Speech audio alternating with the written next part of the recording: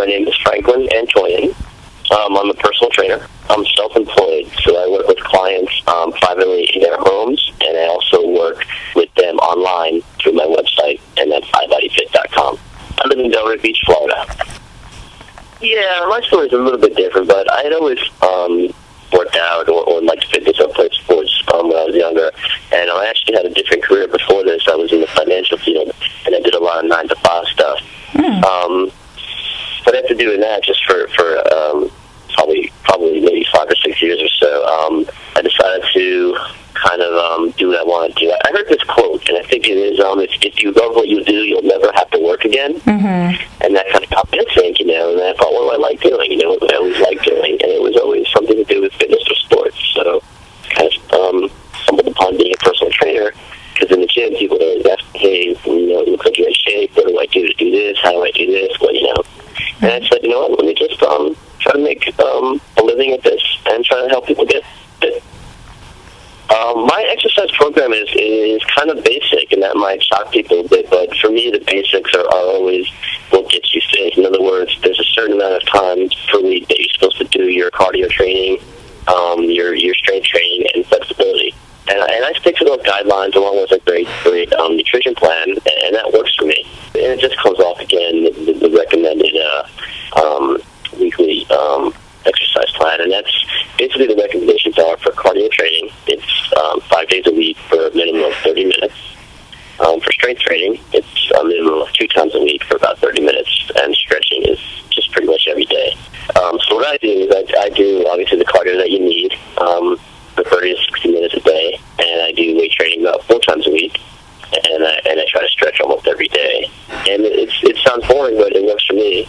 Kind of that other stuff, like either maybe whatever's hot today, like kettlebells or boot camps or whatever. I might do those for fun and stuff, but I just find that those basics have been around forever, and that's what really keeps people fit.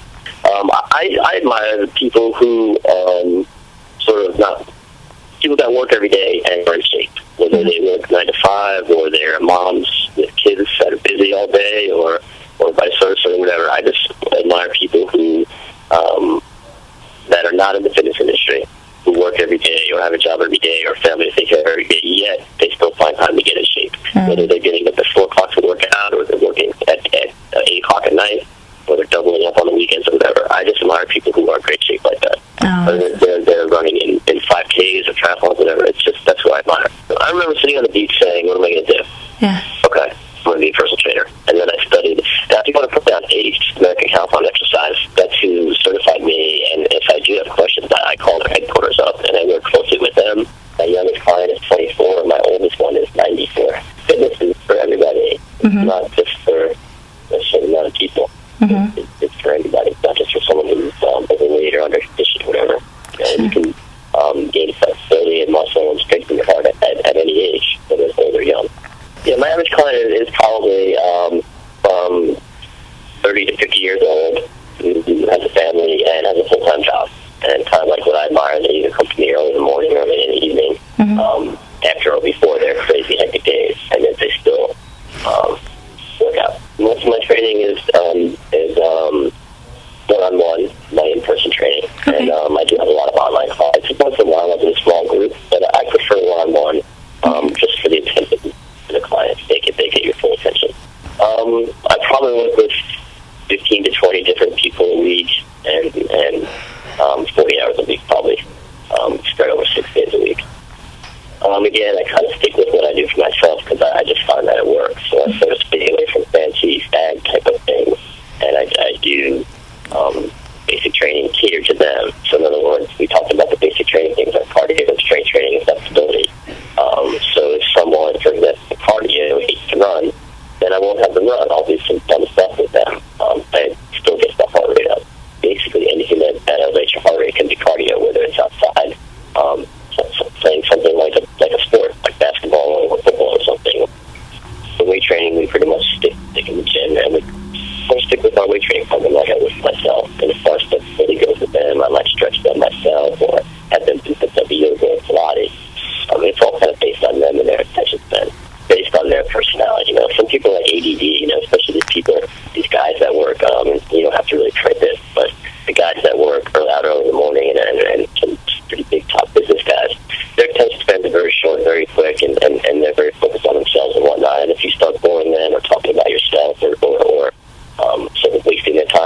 find that they're unhappy. Right. So, and there's also people that are just very chill and relaxed, and that's someone that you don't want to push and sort of have no personality with them. Some people you need to talk a little bit more, and some people just want to get their work done. I tell people who as much is an issue, I just tell them, if you train in person with me, it's based on whatever series of packages you get. It's about $100 an hour. Okay. If you train online, it's the same thing, but it's for a whole month of training. Okay. So for $99 a session, you can get a month of training online. How long have you been a personal trainer? Just about over 10 years now. 10 years, okay. So you've gotten to see a lot of people get fit. Do you bring in a lot of people who are not fit, who are like, help me get in shape? Or do people usually come in and they're already fitness-minded? No, most clients are, hey, help me get in shape. Most people... What would you describe as a sustainable fitness pattern? I think a lot of people fall off that wagon because they kind of just go at it too hard, basically. So sustainable fitness pattern is kind of work backwards. Get your goals, look what you want to do, and once you get a workout program, design it around your goals and around your schedule, basically. So you want to get a workout program that is going to fit for you. You don't want to try to do too much, especially in the beginning. Okay. People who tend to do that get burned out, and then they just fall apart. They get unmotivated, they get injured, they get tired, and they just don't want to go back. And if you add in something like a vacation where they don't do anything, then they're just going to fall apart when they come back. So let's say if you do go away on vacation, it's always good to just kind of walk. But I tell people when you go away, don't worry about doing your regular workout. Go and walk around and enjoy the new city. If you're a runner, get up early and go run around wherever you're staying in the new city. It's one of the best ways to see a new place. Just run early in the morning when no one's around. It'll clear your mind, and then it'll be great. If you're a walker, then just walk around the city, Right. You can bring a little exercise down with you, but don't worry about missing a few days of training. It's probably good for your body to miss it.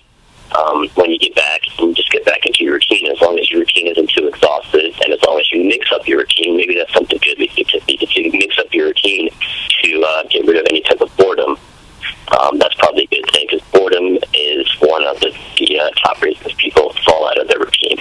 Okay. So why don't we say you mix it up every 3 months, and when you're on a vacation, just give yourself a break by just walking or running around a new city, and give your body a break as well. And when you come back, get a new routine, and try that for a few months, and then again in another 3 months, try another routine. So let's go with boredom on the answer for that. So what do you think is the top trap that people fall into when they start a fitness plan? Yeah, that's another good question too. And then there's probably a couple things. And number one is just what we covered. It's just too much too soon. People just go out. They haven't worked out or done anything in forever or a long time, and they'll just try to go to the gym every day. They'll try to lift weights that are too heavy for them. And they'll try to run too far, too long.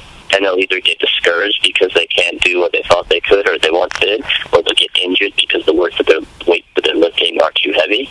And the same thing, don't set such huge goals for yourself right away. Don't set, you need to lose 50 pounds. Don't tell yourself, hey, I got to lose 50 pounds.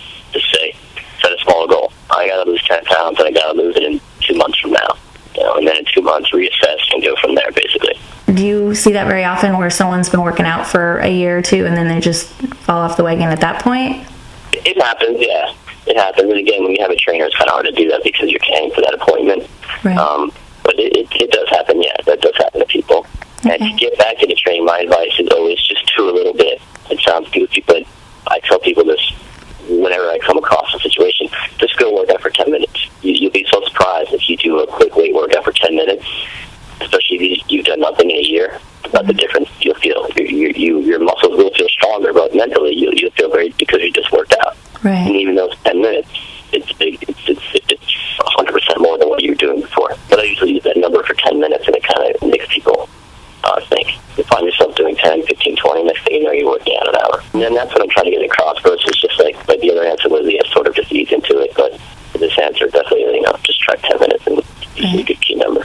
If you were the boss of the world, and you could make 98% of the population do 3 simple free things to improve their fitness, what would those 3 changes in their life be? Those 3 things would be that are free is, number 1, you should walk for 30 minutes every day. Okay. That is going to lower your chances of heart disease. I don't know what percentage, but I do have written somewhere in my notes, but it will lower your chance of heart disease. You can do simple things in a park or somewhere at home. Push-ups and sit-ups are very, very basic strength and core training exercises. They will increase, they'll make your posture better. They will increase your stamina and your strength. And the last thing would be is, again, the third part of it is stretching. So I would stretch. I would maybe try to take a yoga class somewhere and do basically those three things. I said which we need to do because a third of us are obese now. Think of someone that you would love to train, and it can actually be famous or not, but someone that you would just absolutely love to train. Who would that be and why? Jennifer Aniston. Jennifer Aniston. Okay, yeah, she is fit, but she'd probably be a good person to train because she gets it.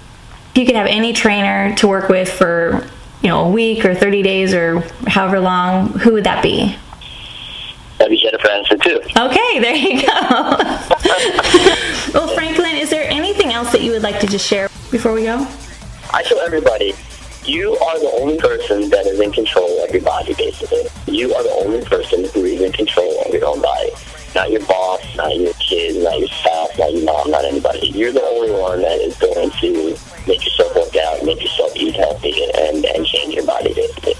Your boss can tell you to go to work, your spouse can yell at you, your kids cannot listen to you. You don't have control over any of that stuff, really.